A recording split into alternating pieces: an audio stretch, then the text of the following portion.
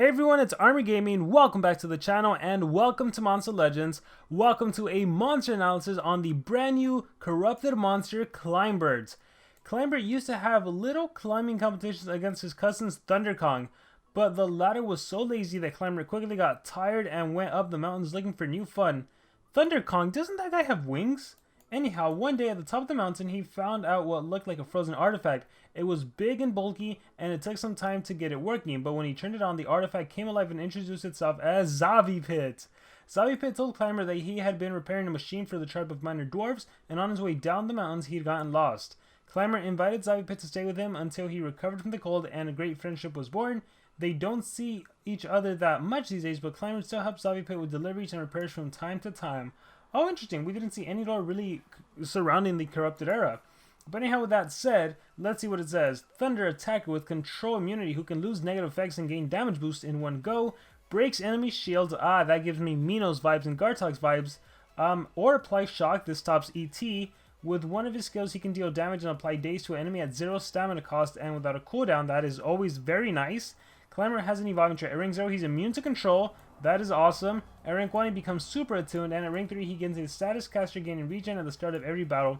So the most interesting thing is that rank 0 immune to control.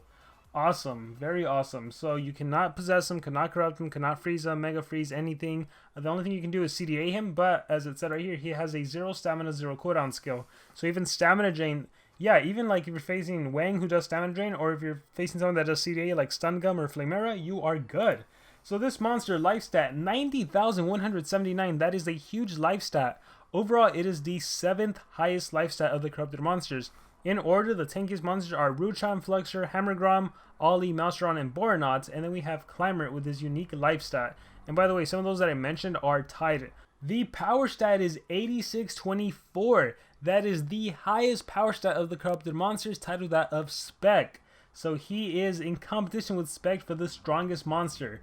And then we have a speech stat of 6369, which is titled that of Stun Gum. There are 9 monsters that are faster than Climbert. Alright, so yeah, the power is the most interesting. Overall, his stats are above average, right? High life stat, high speed stat, right? Considering there's like, what, 30 corrupted monsters released and only 9 monsters are faster than Climbert. Yeah, his stats all across the board are really good. Trait-wise, I really like the immune to control. The super tuned, it doesn't really matter. You're in the thunder element, so if you get hit with thunder-based attacks, you will recover. So maybe in Iguanazar's armor, or yeah, is it Iguanazar's armor? The enemy triggers and you can get some stamina, so that could come in handy. The self-life region I like, but honestly nowadays all status casters can basically get removed with a Dispelling Fist.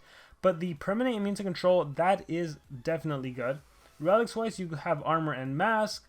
Books, adventures, good legion, superheroes. Alright, let's get to the skills. So this is where we figure out whether the monster is good or not. So already he has great stats going for him, and he has that immune to control going for him. So he does have a 0 cooldown 30 stamina skill that deals moderate thunder damage and shocks. So shock can prevent ETs on the enemy. We have Mountain Breaker, which deals low thunder damage to enemies, 20, 0, and 0. So we do have a skill you can use whenever it is an AoE. Let's see what else we have. Kung Fu Kick removes shields. Yeah, that mentioned that he can remove shields. Deals heavy thunder damage. This is spammable. This is 0 cooldown. Well, 30 stamina cost, but yeah, 0 cooldown and heavy thunder damage removes shields. So this could be really useful against any of the Megatons that apply a shield, just anyone in general that applies a shield, because you first remove the shield and then you deal damage. So this has a if you have this monster and you have like an unrelenting assault on this monster, higher likelihood to land against a shield user because you remove the shield first, then you deal the very heavy thunder damage. Awesome. And then if you have the stamina and A kicks in, you can use it again and again, right? Because it's 0 cooldown. We have handstand push-ups, applies life regen and double damage to itself. So a way for you to recover and also boost yourself damage output, so the next attack deals double. We have focus. Oh my gosh, we have focus. 6500. Wow. Deals massive physical damage, applies daze. So like ZHC, this monster has a strong attack. However, if I remember correctly, ZHC might have been 60, and there's no daze to it. So this monster, if he doesn't kill you with this powerful attack, he will daze you, which means your damage output is reduced, and not to mention that your accuracy is reduced. Although, if you have Unrelenting Assault, this monster could literally hit 65 damage without any issues whatsoever, and then you'd get an extra turn, and then you'd get an extra turn, and then you'd get an extra turn. That is awesome. This monster, wow. Because here's the thing. If you got all of your stamina drained, if you got hit with CDA, if you tried to get denied, nothing could literally work against you. And you have this massive 65 attack to use against the enemy. You don't have to worry about elemental disadvantages because it's a physical based attack. So it's 65 against everyone. That also means you don't have an elemental advantage. That is awesome. I like this monster a lot with UA. Because, again, if you're facing a shield user, if someone has 100% life shield, you start the game off with Kung Fu Kick, you remove the shield, you do heavy thunder damage, you get your extra turn, and then you go for the 65 damage attack. Dang, this guy can pack a punch. Keep in mind he can hold the mask and armor as well to help him out. He can pack a punch. A huge punch with focus. Wow, let's see what else we have. Warrior's Rest removes negative effects and applies damage boost to itself. Removes negative effects. Alright, so you cleanse negatives and a little damage boost. Okay, that will last probably 2 turns. 42 stamina cost. Plan B with Love. Deals moderate thunder damage to enemies, apply shock. This is a 40 damage AoE skill. It has a high 3-turn cooldown, but it is a 40 damage AoE that will also shock the enemy. Wow, that's pretty good as well, I would say. 40 damage against a Megaton monster, it becomes 120. Yeah, and then shock. If you have a monster going first in the turn order that has Dispelling Fist and you cleanse the enemy Megaton away, then this monster goes. He can, again, pretty much any time he does focus, he's going to trigger UA. But on the next turn, you can do Plan B with Love to damage everyone with 40 damage to shock. That way, if you're battling anyone that is a ET, an extra turn user or turn transfer monster, if you're battling someone with Unrelenting Assault, the shock will stop them. So that is awesome. Strong AoE, I love it. Removes shields from enemies, deals moderate thunder damage. And here we have another AoE skill that once again removes shields from the enemy and then deals the moderate thunder damage. Wow, with this monster you would honestly run Plan B with Love, Time to Party. You have 2 Thunder 40 damage AoEs. You would run the, where is it? You would run Focus, the massive physical attack. And for that last and final skill, it's ultimately up what you want. You could do the single targets. I'm not a big fan of them. I'd probably do Kung Fu Kick. And then there's also arguments to the pose skill just for that spammable shock. But I mean, focus is all you really need on this monster. That's what you're using most of the time. Again, definitely a really good Unrelenting Assault user. The fact that you cannot control this monster, he's completely immune to control. The fact that he doesn't need stamina with this skill. The fact that it doesn't matter if he gets hit with CDA, you have a skill.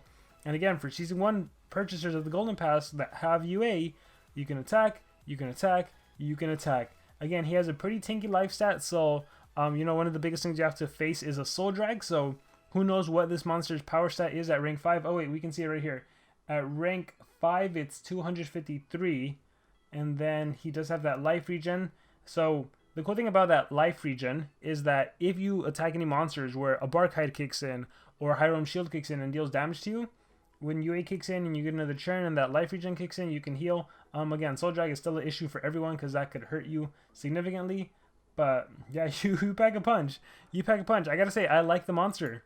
I don't know whether he'll be meta or not. Honestly, with spec in the game and having Pierce and being able to attack everyone and being able to run Dispelling Fist and set up the combo for your next monster, or even being able to do UA or being able to do Banishing Touch, she's on a whole different level that I don't know if other type of attackers are going to get much love, but we literally have an immune to control 65 damage hitter, so he's a good monster, no doubt. 40 damage AoE as well. He's a good monster, no doubt. He's pretty straightforward, but he can hurt you. So that's my analysis on Climbert. I want to hear from all of you guys. What do you guys think about this monster? Do you like him? Do you dislike him? Because personally, I'm really liking him. I wish we had more monsters like this guy and not OP monsters like Spec that like is a must-have monster to be competitive. But this guy's like someone that I can really enjoy using in the game, I think. So yeah, you guys let me know what are your thoughts in the comments below. Thank you very much, and remember to subscribe.